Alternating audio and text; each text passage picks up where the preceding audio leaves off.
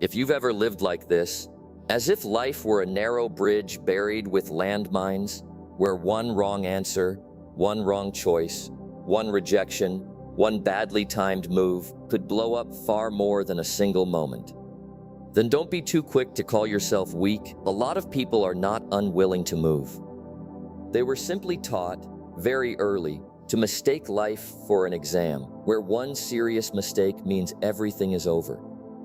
Rowan was one of those people. His resume was clean, his education was clean, his work history was clean. He was the kind of person teachers trusted, employers liked, and families pointed to when they wanted to reassure themselves that someone at least would probably be fine.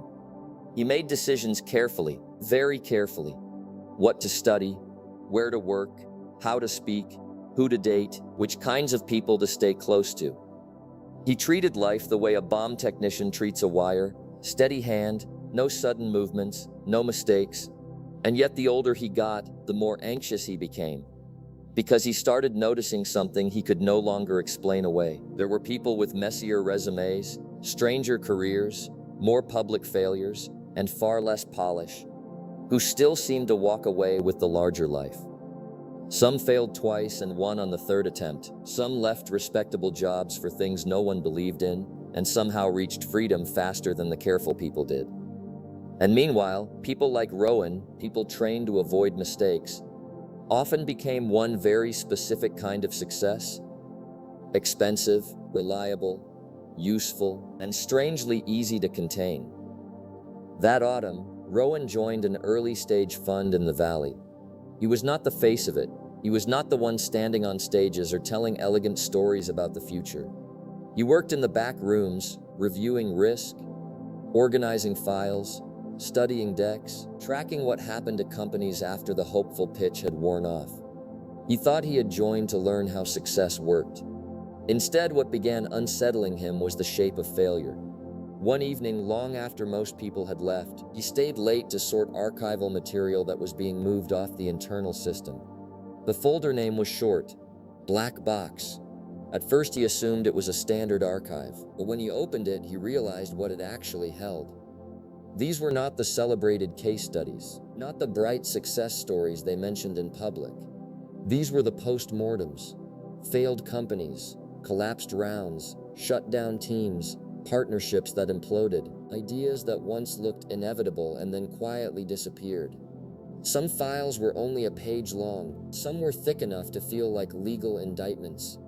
Some contained almost nothing at all beyond a short internal note: "We were wrong."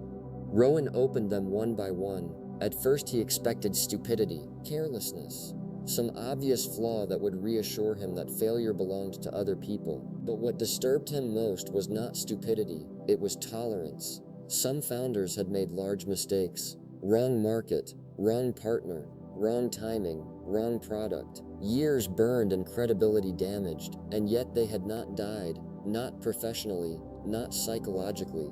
They had returned, adjusted, tried again. Some investors had been wrong over and over, and still one massive asymmetric win later, the whole record looked different. Some lives, he realized, were not built on never making mistakes. They were built on the ability to make mistakes without making those mistakes fatal. Rowan sat in front of the screen for a long time, because he suddenly understood that his problem had never been a lack of effort.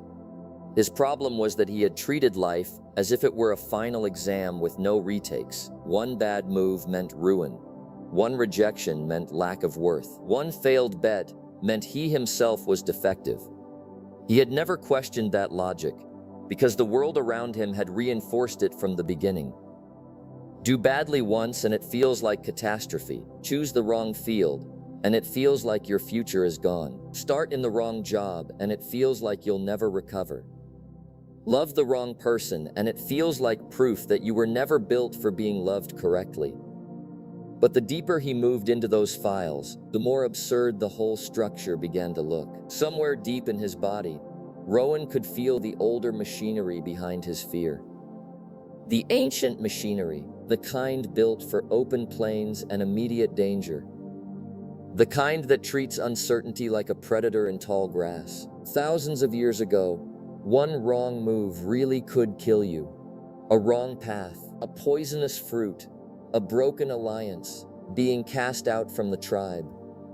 In that world, low error tolerance made sense. Fear was good engineering.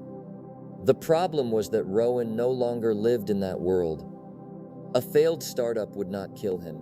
A rejected confession would not erase him. A wrong job would not bury him. A clumsy public moment would not get him torn apart by wolves. And yet his nervous system reacted as if every uncertain move still carried mortal danger. Racing pulse, tight stomach, cold hands, the body translating social risk into survival panic. He was not weak. He was simply running ancient fear software inside a world with a far higher margin for error. And then, worse than that, he had designed his life to be even less forgiving than the modern world actually was. No mistakes, no humiliation, no wasted years, no wrong turns. No wonder he was suffocating. He kept reading. In one file, attached to an investment memo, there was a sentence highlighted in yellow. Small downside, massive upside, worth the bet. He stared at it for a long time, because that was the first moment he truly understood that asymmetry was not just a financial concept, it was a way of living. If you lock down the downside, you earn the right to become bold about the upside. Start the side project before quitting the job. Test the product before borrowing huge money. Step towards someone you care about before giving them your whole soul. Build before you announce your destiny. Real intelligence, he saw now, was not about avoiding error. It was about learning how to make mistakes, without letting any single mistake kill the system. A few folders deeper, he found something else. A founder had left behind a handwritten sheet. No grand vision statement, no motivational declarations, just rows of repeated actions. Read, write, test, talk, review, correct. Rowan read it twice, then a third time, and suddenly he understood something that should have been obvious years ago.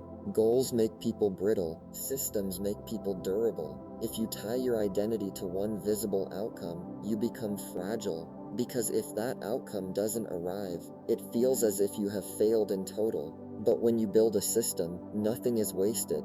Even when a particular attempt fails, the skill remains, the pattern recognition remains, the courage remains. The next version of you is already standing on something the previous one did not yet have. Life, he realized, was not actually an exam. It was closer to search. You do not survive by getting every answer right the first time. You survive by ruling out what is wrong, until something more true begins to emerge. The last file he opened that night was from a founder exit interview. One sentence had been circled in red. The company failed. I turned it into an identity. That was the deeper mistake. Rowan felt something in his chest go still, because he knew, instantly, that this was exactly what he had been doing his whole life.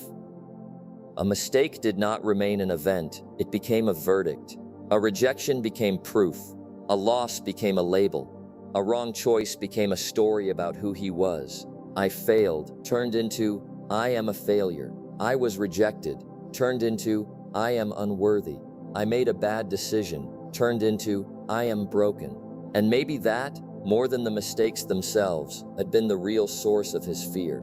He had been wearing temporary events as permanent identity. By the time he finally leaned back from the screen, it was well past 3 in the morning.